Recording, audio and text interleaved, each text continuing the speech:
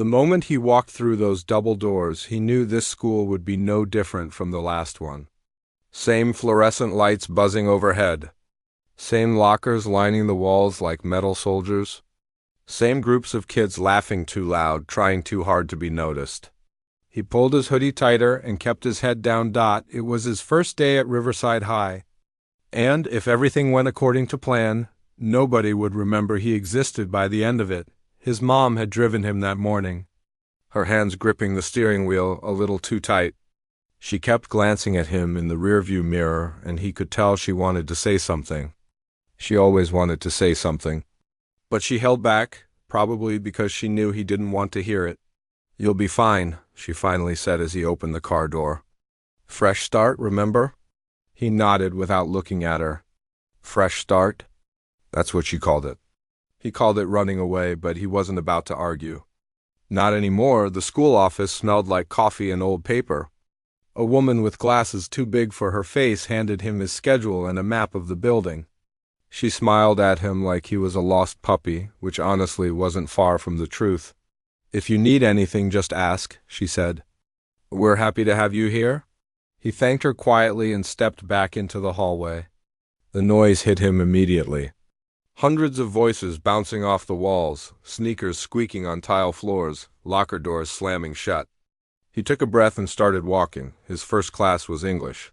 Room 204. He found it easily enough and slipped into a seat at the back corner. The desk was covered in carved initials and random doodles from students who came before him. He traced one of the carvings with his finger while waiting for class to start. The teacher, a tired-looking man in his 50s, barely glanced at him when he walked in. He just pointed to an empty seat and went back to writing something on the board. That was fine. The less attention, the better. Class went by without incident. So did the next one. And the one after that? By lunchtime, he was starting to think maybe his mom was right. Maybe this really could be a fresh start. He found a spot outside, behind the gym where nobody seemed to go. There was an old wooden bench there, half hidden by overgrown bush. Perfect. He sat down, pulled out his sketchbook, and started to draw. Drawing was the one thing that made sense to him. When everything else felt loud and confusing, putting pencil to paper calmed him down. He'd been doing it since he was a kid, filling notebook after notebook with faces, buildings, random things he saw throughout the day. His dad used to say he had a gift. His dad used to say a lot of things before he left. He was working on a sketch of the school, building when he heard footsteps approaching. He didn't look up at first, hoping whoever it was would just walk past. But the footsteps stopped right in front of him. "What do we have here?" The voice was loud and confident, the kind of voice that expected everyone to listen. He looked up slowly. 3 guys stood in front of him. The one in the middle was tall with broad shoulders and a smile that didn't reach his eyes. He wore a Letterman jacket even though it was warm outside, like he wanted everyone to know he was an athlete. The 2 beside him were smaller, clearly followers just happy to be standing next to someone important. "You're the new kid, right?" the tall one asked. It wasn't really a question. He nodded slightly, already closing his sketchbook. "What's that?" "You drawing pictures?" The tall one reached for the sketchbook before he could stop him. He flipped through the pages carelessly, his eyebrows raised in mock interest. "Look at this, guys. We got ourselves an artist."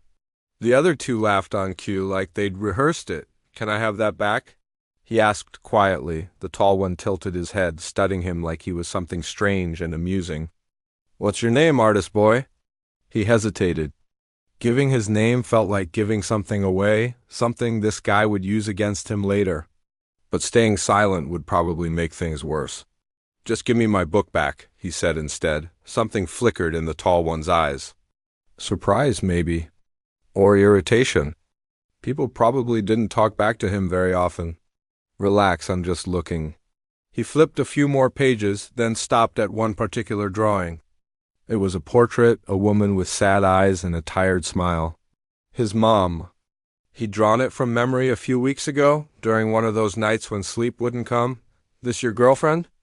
the tall one asked, grinning. His friends laughed again. He felt heat rising in his chest, but forced himself to stay calm.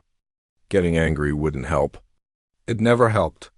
"It's my mom," he said flatly. The tall one's grin widened. "Aw, that's sweet. Mama's boy draws pictures of his mommy." He looked at his friends. "Isn't that sweet?" More laughter. He sat there, hands clenched in his lap, waiting for it to be over. Finally, the tall one tossed the sketchbook back at him. It landed on the ground, pages bent and dirty. He picked it up without a word. "I'm Trent, by the way," the tall one said, leaning down so their faces were closer. "And this is my school. You might want to remember that." Then he straightened up, adjusted his jacket, and walked away. His friends followed like shadows. He sat there for a long time after they left, staring at his crumpled sketchbook. His hands were shaking slightly, but he wasn't sure if it was from anger or something else. He carefully smoothed out the bent pages, checking to make sure none of the drawings were ruined. The portrait of his mom had a small tear in the corner now. He traced it with his thumb dot. This was why he'd wanted to stay invisible. This was why he kept his head down and didn't talk to anyone. Because the moment someone noticed you, they decided what you were worth. And to guys like Trent, he wasn't worth much. The bell rang, signaling the end of lunch. He stood up slowly, tucked his sketchbook into his bag, and headed back inside. The rest of the day passed in a blur. He went to his classes, took notes, kept quiet. A few teachers tried to engage him, asking questions to include the new student. But he gave short answers and they eventually moved on. He could feel eyes on him sometimes, curious glances from classmates wondering who he was. He ignored them all. When the final bell rang, he was the first one out the door. He walked home instead of waiting for his mom, needing the time alone to think. The afternoon sun was warm on his face, but he barely noticed. His phone buzzed in his pocket. A text from his mom asking how his first day went. He typed back a quick response. It was fine. Nothing happened. He stared at those words for a moment before hitting send. It wasn't exactly a lie. Nothing had happened, really.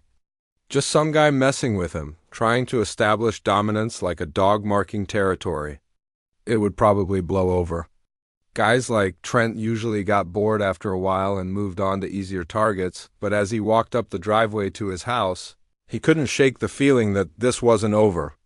The way Trent had looked at him, like he'd found something entertaining, something to play with. He'd seen that look before, at his old school. He knew what it meant. He went inside, straight to his room, and closed the door. His sketchbook lay on the bed where he'd tossed it. He picked it up and opened it to a fresh page. Then he started to draw. Not the school, not his mom. Something darker. A figure standing alone in a crowd, surrounded by shadows closing in, somewhere deep inside. A small voice whispered that his mom was wrong. This wasn't a fresh start. It was just the beginning. The second week was worse than the first. Trent had decided that the new kid was his personal project. Every single day, something happened. A shoulder check in the hallway that sent his books flying. His lunch tray knocked out of his hands in the cafeteria. Whispered insults as he walked past. It was never anything big enough to get Trent in serious trouble, just small, constant jabs designed to wear him down, and it was working. He stopped eating in the cafeteria after day 3. Too many eyes, too many opportunities for Trent to make a scene. Instead, he found different hiding spots around campus. The library was safe for a while until Trent figured out where he was going. Then the art room, but that only lasted 2 days. It was like Trent had made it his mission to find him no matter where he went. The other students watched it all happen. Some of them looked uncomfortable, turning away when Trent started in on him. Others seemed entertained, grateful that someone else was the target so they didn't have to be. A few even laughed along, trying to stay on Trent's good side. Nobody helped. Nobody said a word. He understood why. Trent wasn't just some random bully. He was the star of the basketball team, the guy everyone wanted to be friends with. His dad was on the school board, which meant teachers looked the other way when he caused trouble. Standing up to Trent meant making yourself a target, and nobody wanted that. So he dealt with it alone. His mom noticed something was wrong by the end of the second week. He'd been coming home quieter than usual, going straight to his room, barely touching dinner. She knocked on his door one evening, that worried look on her face that made him feel guilty for causing her stress. "Hey," she said softly, sitting on the edge of his bed. Want to talk about it? He shook his head, eyes fixed on his sketchbook. He was drawing again, dark images that he didn't fully understand himself. Shadows and storms and figures with no faces. School stuff? She pressed gently. It's fine, Mom. She was quiet for a moment. He could feel her watching him, trying to read what he wouldn't say out loud. You know you can tell me anything, right? If something's happening, if someone's bothering you, we can figure it out together. We can talk to the school, or... I said it's fine. His voice came out sharper than he intended. He saw her flinch slightly and immediately felt bad. None of this was her fault. She'd moved them here for a better job, a better life. She didn't know that kids like Trent existed everywhere, that running away didn't actually solve anything. Sorry, he mumbled. I'm just tired. She nodded slowly, not believing him but choosing not to push. She kissed the top of his head and left the room. Closing the door softly behind her, he sat there in the silence, staring at his drawings. Part of him wanted to tell her everything. About Trent, about the daily humiliation, about how much he dreaded walking through those school doors every morning. But what would that accomplish? She'd go to the principal, make a big deal out of it, and then Trent would retaliate even harder. He'd seen it happen before at his old school. The adults always made things worse. No, he had to handle this himself. He just didn't know how yet. The next day brought a new level of cruelty. He was in the bathroom between classes, washing his hands when the door swung open. He looked up at the mirror and his stomach dropped. Trent stood in the doorway, his two friends blocking the exit behind him. There he is, Trent said, that familiar grin spreading across his face. I've been looking for you, artist boy. You've been hard to find lately. He turned off the faucet slowly, his mind racing. There was no way out? The bathroom had one door and 3 bodies were blocking it. What do you want? He asked, keeping his voice steady. Trent walked closer, invading his space. See, that's your problem. You think you can just ignore me? Walk around like you're better than everyone else, hiding in corners with your little drawings. But you're not better. You're nothing. He didn't respond. Eye contact, he'd learned, only made things worse. So he looked at the floor and waited. You know what I heard? Trent continued, his voice dropping lower. I heard you got kicked out of your last school. Something happened there, didn't it? Something bad. His heart skipped. How did Trent know about that? He'd been so careful, made sure no one here knew anything about his past. I don't know what you're talking about, he said quietly. Trent laughed. Sure you don't. But I'm gonna find out. And when I do, everyone's gonna know what kind of freak you really are. One of Trent's friends grabbed his backpack off the floor and started going through it. He watched helplessly as the guy pulled out his sketchbook and tossed it to Trent. Not this again, he said, reaching for it. Trent held it above his head, out of reach. What, you worried I'll see something embarrassing? He started flipping through the pages, making exaggerated faces at each drawing. Man, these are messed up. What kind of weirdo draws stuff like this? Just give it back, or what? Trent stepped closer, their faces inches apart. What are you gonna do about it? The question hung in the air. And for just a second, something flashed behind his eyes. A memory. A moment from his old school that he'd tried so hard to bury. The reason he'd had to leave. The thing he'd promised himself he'd never do again, but then he blinked, and it was gone. Nothing, he said flatly. I'm not gonna do anything. Trent stared at him for a long moment, like he was searching for something and couldn't find it. Then he shoved the sketchbook into his chest, hard enough to make him stumble backward. That's what I thought. You're pathetic. They left, laughing as the door swung shut behind them. He stood alone in the bathroom, clutching his sketchbook, breathing hard. His hands were shaking again. But this time, he knew exactly why. He spent that night lying awake, staring at the ceiling. His mind kept replaying the bathroom scene over and over, Trent's words echoing in his head. You're nothing. You're pathetic. What are you gonna do about it? The old him would have done something. The old him had done something, back at his previous school. That's why he'd had to leave. That's why his mom had uprooted their entire life and moved across the state. Because he'd lost control just once and everything fell apart, but he wasn't that person anymore. He couldn't be Dot, so what was he supposed to do? Let Trent keep tormenting him until graduation? That was 3 more years. He couldn't survive 3 more years of this. He rolled over and grabbed his phone from the nightstand. For a while, he just scrolled mindlessly, not really seeing anything. Then, almost without thinking, he opened his camera app. He stared at it for a long time. An idea was forming in the back of his mind. Something he'd learned from his dad, back when his dad still lived with them. His father had been a journalist, the kind who investigated corrupt politicians and shady businesses. He taught his son that the most powerful weapon wasn't fists or anger. It was information, evidence, the truth, documented and undeniable. He sat up slowly, the gears in his head turning faster now. Trent thought he was untouchable. His dad was on the school board. Teachers ignored his behavior. Nobody dared speak against him, but what if someone had proof? Real, documented proof of everything he did? He looked at his phone again, a small spark igniting in his chest. Maybe he couldn't fight back the old way. But maybe, just maybe, there was another way. He just had to be patient. He started the next morning. Before leaving for school, he made sure his phone was fully charged. He downloaded an app that could record video in the background while the screen stayed black. He practiced using it a few times, making sure he could start recording with just one tap without looking suspicious. Then he walked out the door with something he hadn't felt in weeks. Purpose. The plan was simple.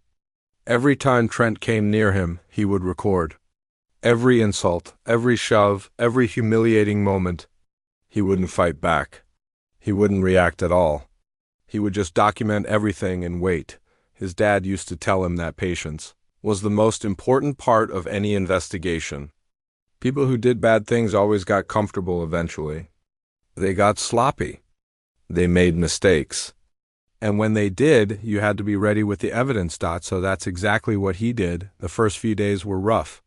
Trent seemed to sense that something had changed, even if he couldn't figure out what. The new kid was still quiet, still kept his head down, but there was something different in his eyes now. A calmness that hadn't been there before. "What's wrong with you?" Trent asked one day after knocking his books to the floor. "You look weird." He just shrugged and bent down to pick up his things. His phone was in his front pocket, recording everything. "Whatever, freak," Trent muttered, walking away. That night, he reviewed the footage. The audio was clear enough to hear Trent's insults. The video showed him knocking the books down. It wasn't much, but it was a start. He created a folder on his laptop and saved the clip. Then he labeled it with the date and a brief description. Day 1 of the investigation. As the weeks went on, the folder grew.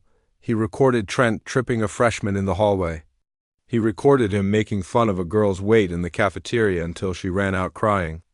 He recorded him bragging to his friends about cheating on tests, about how his dad would make sure he never got in trouble no matter what he did. That last part was interesting. Trent wasn't just a bully. He was also a cheater. And he was stupid enough to talk about it openly, confident that nobody would ever use it against him. But somebody was listening now. The hardest part was staying invisible. He had to be careful not to draw attention to himself, not to let Trent or anyone else suspect what he was doing. So he kept up the act. He stayed quiet, avoided eye contact, let Trent push him around without resistance. Some days it was almost unbearable. Like the time Trent found his sketchbook again and ripped out 3 pages in front of a crowd of students. He'd worked on those drawings for weeks. Watching them get torn apart felt like watching pieces of himself being destroyed, but he didn't react. He just stood there, phone recording in his pocket, and waited for it to be over. "You're so boring," Trent complained, tossing the ruined pages on the ground. "Seriously, do something. Fight back. This is no fun if you just stand there like a zombie." He picked up the torn pages without a word. Inside, his chest was burning with anger. But he pushed it down, locked it away where it couldn't escape. Not yet, he told himself. Not yet. A month into his plan, something unexpected happened. He was sitting in his usual spot behind the gym, eating lunch alone when a girl appeared around the corner. She was in his English class. He recognized her, but they'd never spoken. She had short dark hair and glasses, and she always sat in the front row taking notes like her life depended on it. "Hey," she said, stopping a few feet away. "Mind if I sit?" He hesitated, then shrugged. She sat down on the other end of the bench, pulling out a sandwich. For a while, neither of them spoke. He kept his eyes on his sketchbook, pretending to draw, wondering why she was here. "I've seen what Trent does to you," she finally said. "I just wanted to say I'm sorry. It's not right, and nobody does anything about it." He glanced at her, surprised. In all these weeks, she was the first person to acknowledge what was happening. "It's fine," he said automatically. "No, it's not." She shook her head. "I know what it's like. He targeted me last year before you got here. Made my life miserable for months. I used to fake being sick just so I wouldn't have to come to school." He put down his pencil, actually looking at her now. "What happened?" "He got bored eventually. Found someone else to pick on." She smiled, but it was a sad smile. That's how it works with him. He destroys people until they're not entertaining anymore, then moves on to the next victim. He thought about that for a moment. So Trent had done this before. Probably many times. How many students had suffered because of him? How many had transferred schools, or worse, because nobody stopped him? "Why are you telling me this?" he asked Dot. She shrugged. "I don't know. Maybe because I wish someone had talked to me when I was going through it. Maybe because you seem different. Like you're not just taking it. Like you're planning something." His heart skipped a beat. Had he been that obvious? "I'm not planning anything," he said carefully. She studied him for a long moment, then nodded slowly. "Okay, but if you ever need help, I'm in room 204 after school most days. I run the school paper, and we're always looking for good stories." She stood up, brushed off her jeans, and walked away without another word. He sat there, turning her words over in his mind. The school paper. That was interesting. Very interesting. That night, he went through all the footage he'd collected. Hours of clips showing Trent's behavior, his cruelty, his arrogance. He had enough to prove a pattern. Enough to show that this wasn't just a one-time thing, but a systematic campaign of harassment against multiple students, but he still needed something bigger. Something that would make people actually care. Something that even Trent's dad couldn't sweep under the rug. And then, almost by accident, he found it. He was reviewing a clip from earlier that day when he noticed something in the background. Trent was talking to one of his friends near the lockers, and because the hallway was mostly empty, the audio was crystal clear. "You got the answers for Friday's test?" Trent was asking. "Yeah, I got them from Miller's desk yesterday when she wasn't looking." "Chemistry and history? Nice, how much you want for them?" $50 each. Same as always. He paused the video, his heart pounding. Same as always. This wasn't just cheating. It was a business. Trent and his friends were stealing tests from teachers and selling the answers to other students. And based on that conversation, they'd been doing it for a while. He leaned back in his chair, a slow smile spreading across his face. This was it. This was the something bigger he'd been waiting for. Bullying was one thing. Schools talked about it, but they rarely took serious action. But stealing? Selling test answers? That was a scandal. That was something that could get students expelled, that could embarrass the school, that could make headlines. That was something even Trent's dad couldn't protect him from. He saved the clip in a separate folder, making sure to back it up in 3 different places. Then he opened a new document and started writing. Names, dates, descriptions of every incident he'd witnessed. Every piece of evidence he gathered. Everything connected, organized, undeniable. The investigation was almost complete. Now he just needed to figure out what to do with it. He spent 3 more days gathering evidence. Every conversation, every transaction, every handoff of stolen test answers. Trent and his friends had gotten so comfortable that they barely even tried to hide it anymore. They'd pass papers in the hallway, exchange money near the vending machines, brag about their system like it was something to be proud of, and he caught all of it. By Friday, he had everything he needed. 14 video clips, 23 audio recordings. Screenshots of text messages he'd managed to capture when one of Trent's friends left his phone unattended in class. A complete timeline of the cheating ring that went back at least 6 months. Maybe longer. It was more than enough. Now came the hard part. Deciding what to do with it, he sat in his room that night, laptop open, staring at the folder full of evidence. He had options. He could go to the principal, but that felt risky. Trent's dad was on the school board. There was a good chance the whole thing would get buried, and then Trent would know someone had been watching him. He could go to the police, but he wasn't sure if any of this was actually illegal. Unethical, definitely. Against school rules, absolutely. But criminal? He didn't know. Then he thought about the girl from the bench, the one who ran the school paper. She'd said they were always looking for good stories. This was definitely a good story. The next Monday, he found her after school in room 204. She was alone, typing something on an old computer that looked like it belonged in a museum. She looked up when he walked in, surprised but not unwelcoming. "Hey," she said. "Bench guy. Didn't expect to see you here." He closed the door behind him. "You said you were looking for stories." She tilted her head, curious. "I did say that." He pulled out a flash drive from his pocket and set it on the desk in front of her. "I have one. A big one. But I need to know if you're serious about this. If I give you what's on here, there's no going back. People are going to be angry. Powerful people." She looked at the flash drive, then back at him. Her expression had changed. The casual friendliness was gone, replaced by something sharper. More focused. "What's on it?" she asked. "Evidence. Videos, audio, messages. Proof that Trent and his friends have been stealing tests from teachers and selling the answers. They've been doing it for months. Maybe longer." Her eyes widened. "Are you serious?" "Completely." She was quiet for a moment, processing. Then she reached out and picked up the flash drive, turning it over in her hands like it was something precious. "How did you get all this?" "I recorded it. Every day for the past month. I documented everything." She looked at him differently now, like she was seeing him for the first time. "Why?" she asked softly. "Why go through all that trouble?" He thought about the question. There were a lot of answers he could give. Because Trent made his life miserable. Because he wanted revenge. Because he was angry and hurt and tired of being a victim, but that wasn't the whole truth. Because someone had to, he finally said. He's been hurting people for years and nobody stops him. Everyone just looks the other way because his dad is important. But that's not right. People like him shouldn't get to do whatever they want just because of who their parents are.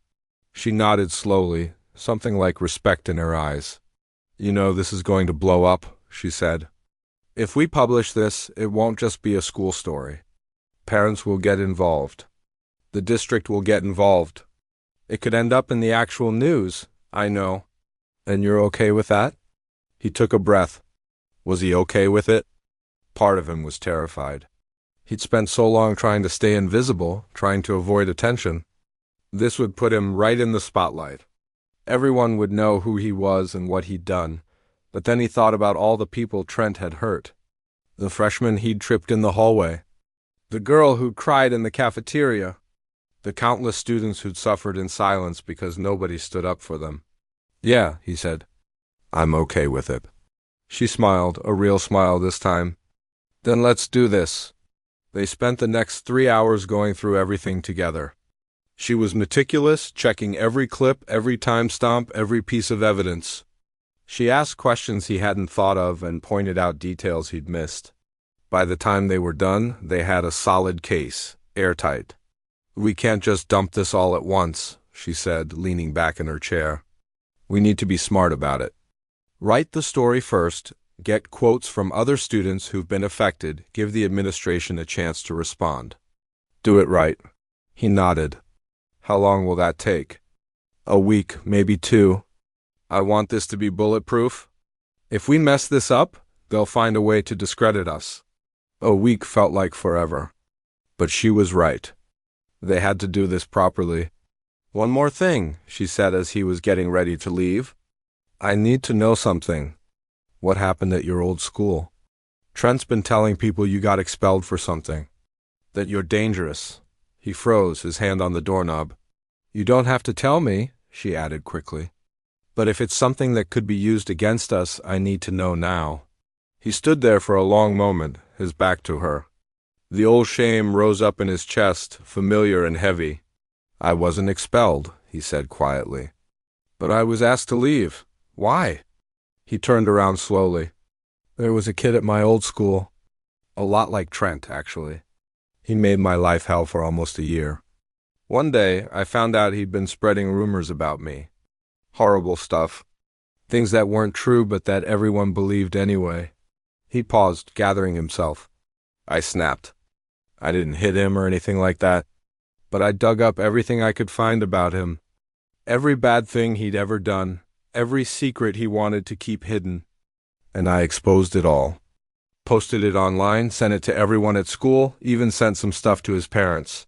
She was listening intently, not judging, just listening. It destroyed him, he continued. He had to switch schools. His parents got divorced because of some of the things that came out. His whole life fell apart. He looked at the floor. I thought I'd feel good about it. Like justice had been served or something. But I just felt empty. And guilty. Because yeah, he was terrible to me, but I ruined his entire life. His family's life. I became the thing I hated. The room was silent for a moment. That's why you've been so careful this time, she said softly. That's why you're not just trying to destroy Trent. He nodded. I don't want revenge. I just want it to stop. I want him to face consequences for what he's done, real consequences. But I don't want to become a monster to make that happen. She stood up and walked over to him, putting a hand on his shoulder. You're not a monster, she said. You were a kid who was pushed too far and made a mistake. The fact that you learned from it, that you're trying to do this the right way now, that takes strength. He didn't know what to say. Nobody had ever talked about what happened like that before. Like it was something he could grow from instead of something that defined him forever. Thank you, he managed. She smiled. Thank me after we take down the king of Riverside High. He walked home that night feeling lighter than he had in months. The weight he'd been carrying, the fear and the anger and the shame, it was still there. But it didn't feel quite so heavy anymore. For the first time since he'd arrived at this school, he felt like maybe things were going to be okay. He just had to survive one more week. The article dropped on a Thursday morning. She had done an incredible job. The story was professional, detailed, and impossible to ignore. It laid out everything in clear, simple terms. The bullying. The cheating ring. The stolen tests. The money changing hands. All of it backed up by video evidence, audio recordings, and statements from 12 different students who had finally found the courage to speak up. The school paper had never gotten much attention before. Most kids ignored it, just another stack of papers collecting dust in the hallway. But this issue was different. By second period, everyone was talking about it. By lunch, it had been posted online and was spreading across social media like wildfire. He watched it all unfold from his usual spot behind the gym. Students were gathered in groups everywhere. Phones out, reading the article and watching the embedded videos. He could hear fragments of conversation drifting through the air. Did you see this? I can't believe it. Trent is so done. Part of him expected to feel triumphant. This was the moment he'd been working toward for weeks. But instead, he just felt calm, quiet, like a storm had finally passed.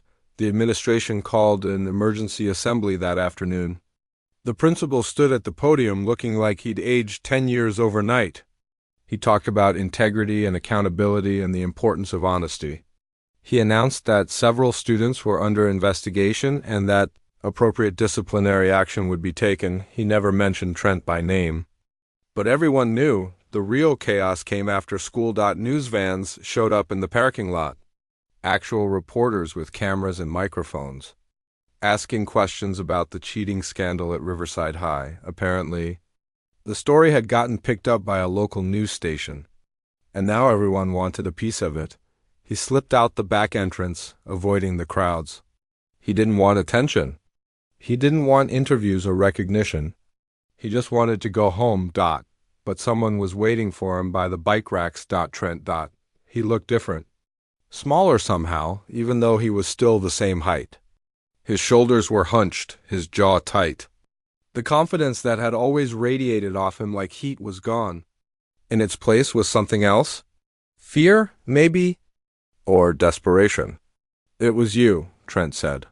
His voice was flat, empty. "You did this." He stopped walking but kept his distance. "Yeah, it was me. Why?" The word came out cracked, broken. "What did I ever do to you that was so bad you had to destroy my life?" He stared at Trent for a long moment. The question was almost laughable. "What did I ever do to you?"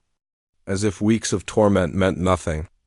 As if all those people Trent had hurt didn't matter, but he didn't laugh.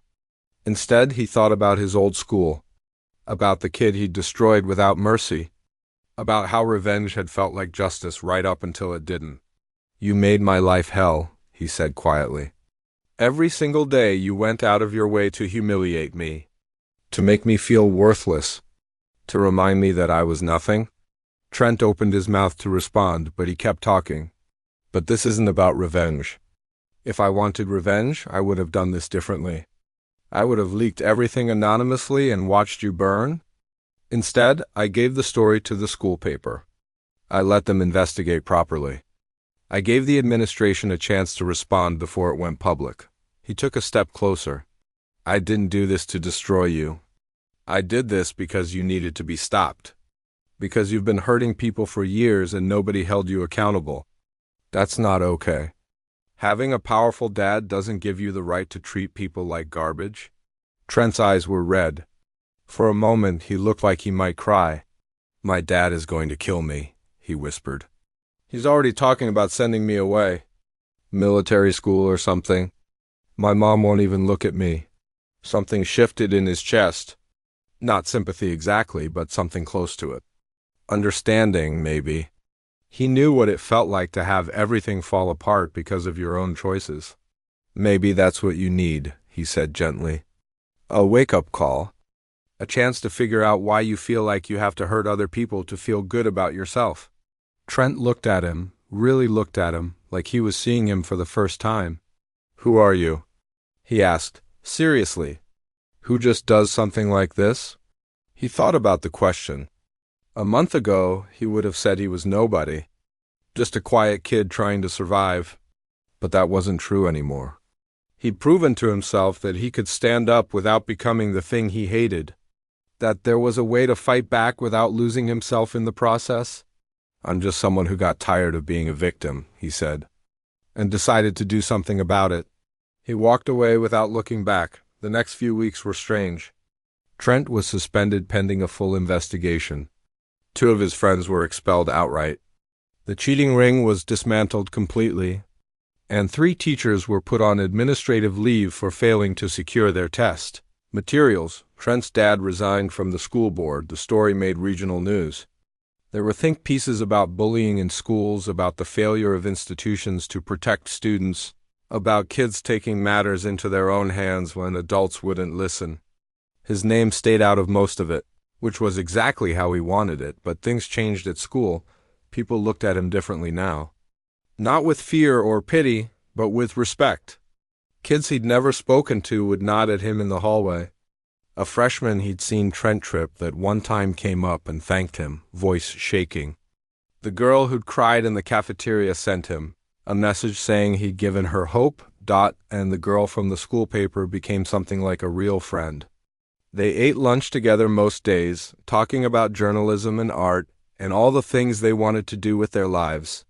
She was already planning her next big story, something about inequity in school funding. She wanted his help with the research. He said yes, one evening. About a month after everything happened, his mom knocked on his door. She'd seen the news coverage. She knew everything now. For a while, she'd been quiet about it, processing. But tonight she had something to say. "I'm proud of you," she said, sitting on the edge of his bed. "Not just for what you did, but for how you did it. You could have taken the easy road. You could have just tried to hurt him back. But you didn't." He looked down at his sketchbook. He'd started drawing again. Lighter things this time. Less shadows, more light. I almost did, he admitted. At my old school. I took it too far. I know. She reached out and squeezed his hand. But you learned from it. You grew. That's all any of us can do. He nodded, not trusting himself to speak. Your dad would have been proud too, she added softly. You're so much like him. That night, after she left, he opened his sketchbook to a fresh page. He thought for a moment, then started to draw. It was a portrait of himself. But not the scared, hunched kid who'd walked through those double doors months ago.